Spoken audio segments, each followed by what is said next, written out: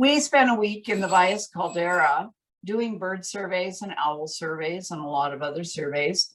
And it was just, it's such an amazing place. I wanted to share that with you. My name is Gail Garber, and I'm the director of Hawks Aloft, and I love being in the field. So we were working in the Valles Caldera, which is an amazing place. It's 89,000 acres of pretty much open land, not wilderness, but because there are roads, but it is as close to wild as it could be. It was formed of fire 1.4 to 1.1 million years ago, and it was a supervolcano eruption, multiple supervolcano eruptions like Yellowstone, and it's one of the largest young calderas on the planet.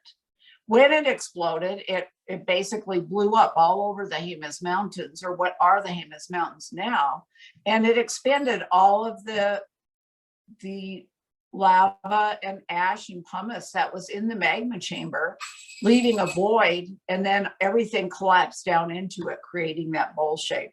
And again, that happened multiple times. The caldera is still active today, and some consider that this hump in the middle might be where there is active magma activity.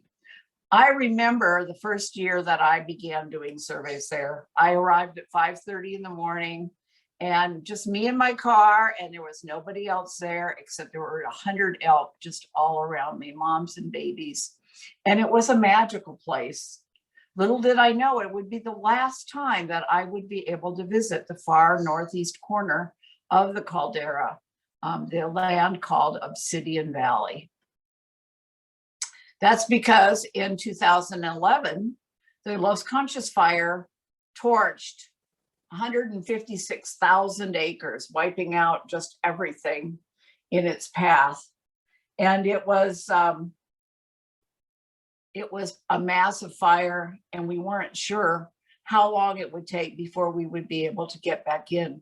We were able to do some other surveys in there, but we were not able to go back into lots of the really remote areas.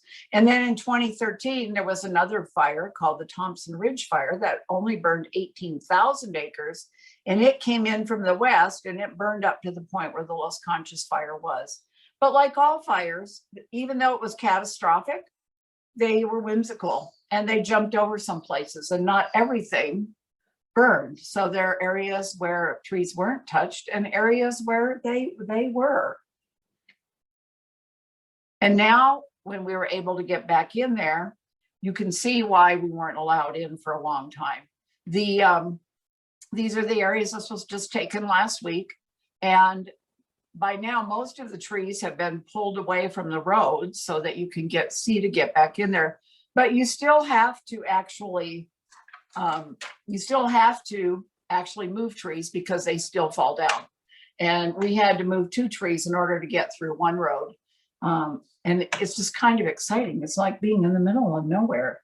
But even among the burn, you can see that there's signs of emergent life. There's new vegetation coming. There's stands of young aspen, about 15 feet tall, standing among the standing dead. And it's just the most amazing place. There's abundant mammal life, from little tiny ground prairie dogs, several prairie dog towns, to mule deer, to elk. And it's a good place to be an animal. In the places where it skipped over, you can see here that it skipped over the stand of trees, and yet it scorched the hillside.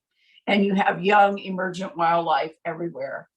But now these lands were custom made for a particular family of birds, the woodpecker family.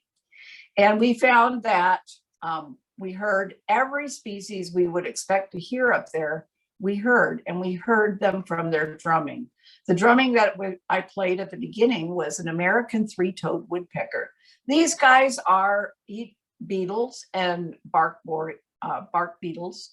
And so usually they disappear after 4 to 5 years after a fire, but they were still there in good numbers, primarily, in that the stands of aspen that are everywhere. And but they're doing quite well. Another woodpecker that we found in good numbers, this is a Lewis's woodpecker. It has a deeper, slower drum beat. And, you know, these guys they don't really eat beetles. They forage for it. They glean insects off of the bark. And they also fly catch, just like flycatchers do. So they'll sit in a prominent place, watch for an insect to come along, and then they fly out to catch it, just like a flycatcher.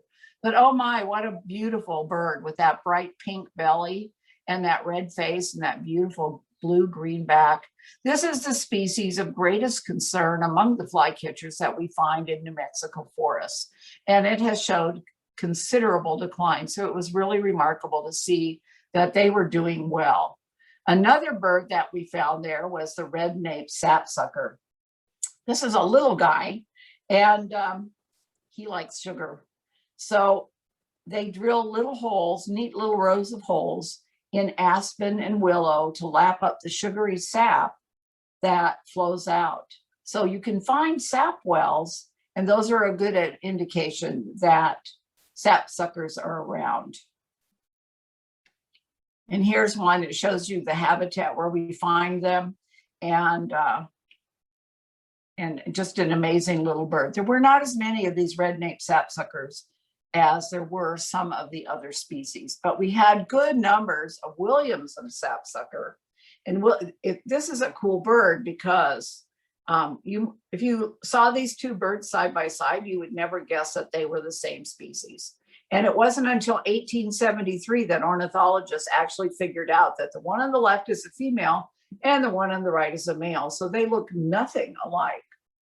But sapsuckers, despite what their name applies, they don't suck the sap, but they are specialized for sipping it. Their tongues are shorter than those of other woodpeckers, and they don't extend as far out. And they lap the sap up with the tip of their tongue, which has small hair-like projections that help hold the sap, sort of like a paintbrush. Other woodpeckers that we saw, but I didn't include here, hang on, I gotta get my notes up there, were hairy woodpecker, which is a very common bird in the bosque, or in the highland, the mountain forest, but also downy woodpecker, the tiny little woodpecker. And it was, we found some of those too. And of course, the northern flicker, which is a very common bird. So it holds just about every species. So fire can create, well, let me change my slide here. And so we found stands like this. So this is one that might have been caused by a firenado, which is a vortex of wind that snapped all these trees off at about the same height. So you can see there, this is actually taken in Obsidian Valley. And it snapped them all off at about 15 feet. And yet the trees behind it are perfectly undamaged. And yet it touched back down on the hillside. So it was kind of amazing to be there and to be able to be a part of this. And I want to thank Shelley, Larry, and Maggie for being my assistants on this survey, and to Larry for moving the trees out of the road. And I want to thank Alan Murphy Photography for the beautiful photos of the woodpeckers. So thank you for joining us. We like sharing these with you, and we look forward to seeing you next week when Maggie will be speaking about great blue herons, because we found a great blue heron rookery. And so she's going to talk to you about that. So thank you for joining us. Check us out on Facebook and like our videos if you do. And it really helps us to get more members. So thank you very much.